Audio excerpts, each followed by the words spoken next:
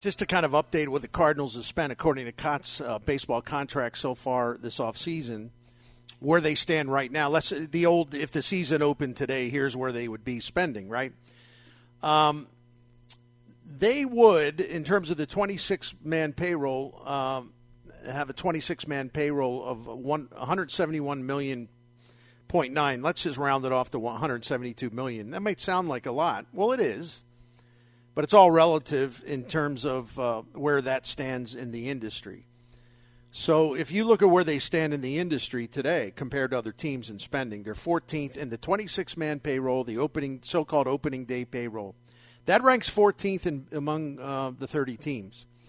And why does that matter? Well, last year they were 13th.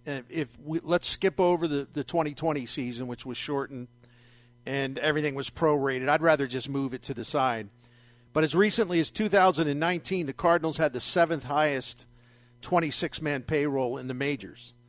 So we're talking about, the 19 season, then the 2021 season, then the 22 season. They've gone from 7th to 14th. So they've dropped to the middle pack after being, in the top 10. And then in terms of the 40-man payroll tax, competitive balance tax payroll, the 40-man, right now they're 192 million, and that ranks 15th. They're exactly in the middle of MLB payrolls. And again, as recently as 2019, in that 40-man payroll tax, they were 7th. So they've gone from 7th to 15th. Now, I don't know where John Mozeliak was talking about, telling the media and telling presumably Nolan Ryan, well, we're going to spend money. The payroll's going to go up. The payroll's not obviously going up. Now, the Cardinals, in the way they do math, the DeWitt math or whatever, just because it's larger than it was last year, they can say, well, we said it was going to go up, and it's going up. But does that really matter if you're falling behind? You're starting to really fall behind what the other contenders, the other, World Series contenders, or, they believe they're contenders, what they're spending. How long will you wait if you're going to wait, how long are you going to wait for this gap to grow before you have to kind of get closer to where the teams you're trying to beat, that you must beat if you want to win a pennant and then go to the World Series? As we say, you're not right now. Now, maybe a year from now or two, you will be competing head-to-head against the Cubs, who will be better, presumably. But, I can't assume that. But presumably. And Milwaukee, well, we don't know. We don't know which way they're going spending-wise. But for now, man, the teams that are making the moves financially and getting better and better, it doesn't guarantee anything, but at least they're making the effort. We're talking about the Braves. We're talking about the Mets. We're talking about the Phillies. We're talking about the Padres. The Yankees, as always.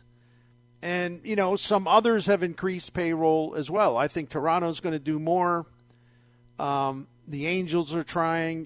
Those are some of the lesser lights, the Angels in particular. But there are other teams that are, going to be more ambitious. The Dodgers have to take a year off from spending because their first blow against them was, Trevor Bauer having his suspension shortened by an arbitrator. And so he probably won't pitch for the Dodgers, even though he's eligible to pitch right away, in 2023. But the Dodgers it's expected they're just going to release him, but they still have to account for the money that they owe him. In other words, that goes against their payroll listings. So the Dodgers are sort of in a hold steady mode, and they're not going to be throwing money around. Certainly they haven't done that this offseason.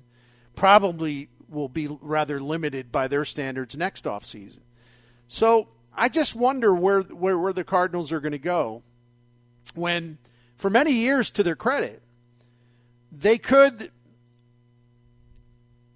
be 10th or 11th or something like that and still do very well because they were a lot smarter about taking advantage of bargains in the market. They were a lot smarter than many teams about scouting, drafting, development, and they kept the farm system pumping in talent to the big club. Well, a lot of teams have become just as smart, if not smarter, about those things. A lot of teams know how to find good values on the market where you're not paying a fortune, but you're getting a really good player. A lot of other teams have really upped their game when it comes to scouting and drafting and player development. So they've lost some of the advantage. They were, thanks to Bill DeWitt, they were ahead of their curve. They really were as far as their player development approach. And it really, see, that closed the gap and then some. The teams that outspent them and teams that assumed they were going to beat them. But the Cardinals never flinched, and they had no reason to flinch. But the industry has changed. Now the gap is widening between them and these other contenders that I mentioned. The gap is widening. It's getting larger and larger and larger.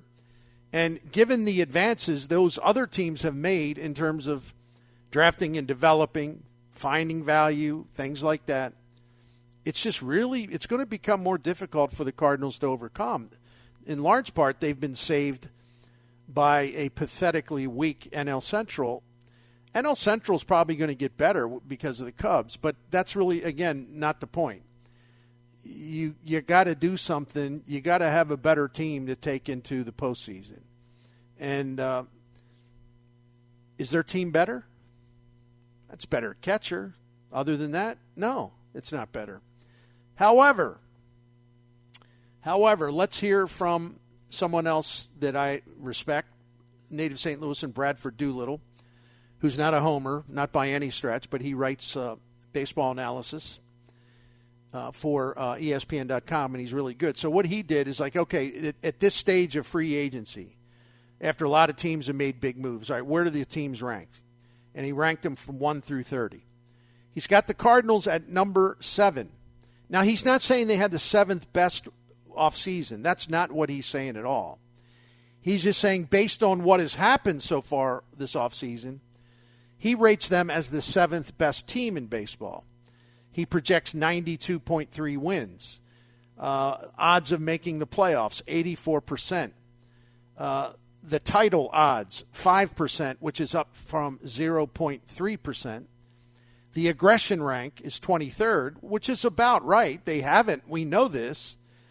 They haven't been aggressive at all other than Contreras. And Bradford Doolittle lists their improvement rank at number 10 in Major League Baseball. I'm not going to dispute that because I'd have to really think about it. But, yeah, a lot of the money's been spent and the aggressive moves have been made by a handful of teams, right? It's not like it's happening all over the place. So I could see where you would look at the Cardinals, and the people that understand, and Bradford Doolittle definitely understands, and you've heard me talk about it a lot. Well, I'll just say it here. The National League expanded. The National League's expansion era began in 1960. Well, baseball began in 1961. National League 1962. The offensive season had by the Cardinals catchers last year, Molina, Kisner, Herrera, and even Austin Romine. All of their collective offense. The Cardinals had the worst offense from the catcher position during the expansion era that goes back to 1961, the American League, 1962 in the National League. They had never had an offense from the catching position as bad as we saw in 2022. And by the way, that's the old, it's not an opinion, it's a fact, it's 100% a fact. So, yeah, they've improved dramatically there, and I don't think they're going to suffer as much defensively as the Chicken Littles would have you believe, because Contreras' arm is going to come in handy. His ability to pick runners off is going to come in handy. With those enlarged bases, teams are going to be trying to steal more bases, and it's good to have a catcher with a rocket arm. There is no one, and I mean no one, who's ever said a negative thing about his arm. He's got a cannon back there. So anyway, I could see why Bradford Doolittle reached that conclusion. Look, I think he's an informed guy. I think he's smart. He's not a hot take guy.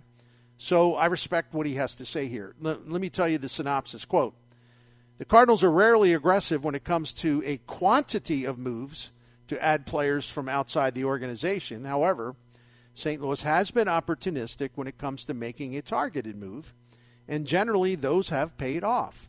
The latest maneuver to fit that bill is the signing of catcher Wilson Contreras. It's the only move that, as of now, figures to impact the big league depth chart in a significant way. Yet it appears to have been enough to give the Redbirds a strong offseason grade, as the roster looks solid. Another starting pitcher would be a good idea, but don't we always say that about St. Louis? Yes, we do, Mr. Doolittle. Yes, we do. So anyway, I wanted to share that with you. What do you think, Jim? Well, one, you brought up Austin Romine and it made me laugh because I forgot. So thanks for reminding me. I was like, wow. Yeah, I Austin Romine. He was here. He's kind of fun to watch, actually. I was like, oh, yeah, he was here. Yeah. That last word is so true. It's like they always need extra pitching and they never go get it. But that's what they'll do at the trade deadline. They'll go find a guy or two, and it won't be the guy who's won't even be the top 2 or 3 guys out there. It'll be somebody else to help them get through. I respect what he said. 100%. It's still not enough, and you just gave those numbers prior to that, Bernie. 14th, the payroll? The 14th or 15th. What did you say, 15th?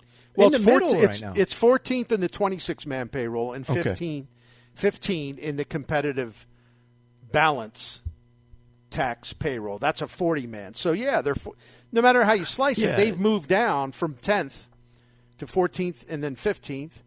And, as recently as I was looking at this, and just to throw this in to you, Jim, sorry. Mm-hmm. No, that's fine. As recently as, well, I mentioned 2019, they were 7th in both categories, 26-man, 40-man. And they were 9th. They were 9th in the payroll tax pay. The 40-man, they were 8th. I'm sorry. In 2018, pardon me, they were 9th in the 40-man and 8th in the 26-man. They were 10th in the 40-man in 2017. They were 8th in the 40-man in 2016. And it goes right on down. The Cardinals, during this stretch, for the 40-man, which began in this competitive balance tax began in 2012, until now, and maybe this will change before the season starts, but the Cardinals have never been 13th until now. The worst or the lowest they had been is 12th back in 2014 and 2015.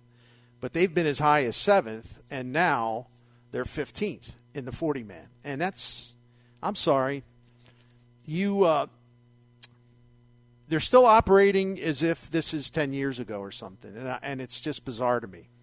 If they had a group of like 4 guys, you'd say, oh, these guys are all Rookie of the Year potential type players, and a couple maybe 1 or 2 middle of the order guys, and a pitcher who's going to be a ace for the next 10 years, then I'd say, okay, I can see where your payroll can be down a little bit because you have a group of highly talented young players.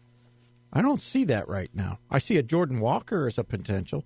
I don't see that in the starting pitching, where it's a hope and a prayer that Flaherty can be good. After that, it's not there. And then the other group of players, it's more of we hope Carlson comes back. We hope O'Neill comes back. And with that said, that's all you're going with, you got to go spend some more money because the support you get from your fan base is better than 15. They deserve more than that. Right. And I'm going more on a fan base here thing, but the fan base deserves better than that. If it's between 9 and 11, I go, yeah, I'm good with that. I get that because they're never going to be 6 through 1 in terms of payroll. It's just never going to happen. That's unrealistic. But to sit here at number 15 right now, and I'll be honest with you, Bernie, I don't really see them doing anything of significance anymore. I really believe that they're just going to sit here and go, we're good. We have all this, and they're going to throw that whole group of outfielders and a whole group of guys that they think may fill a spot or two and go with that instead of going getting something that's proven. And guess what? You got to spend a little because it's the price of trying to win in Major League Baseball right now.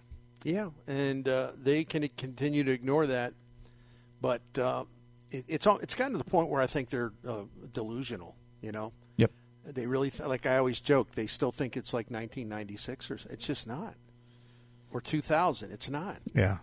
So, anyway, before we take a break, Brian Walton's on the other side of the break from the CardinalNation.com, because those Cardinals prospects are more important now than they have been in a long time, because it's obvious the Cardinals are not going to spend to strengthen their team other than the move they've made with Contreras. That means they're going to be leaning on their farm system more than ever, and in the immediate future or the not too distant future. So if that farm system fails, you know, they're so confident, but if it fails, going to be like the 1970s out there at Busch Stadium. Plenty of good tickets available.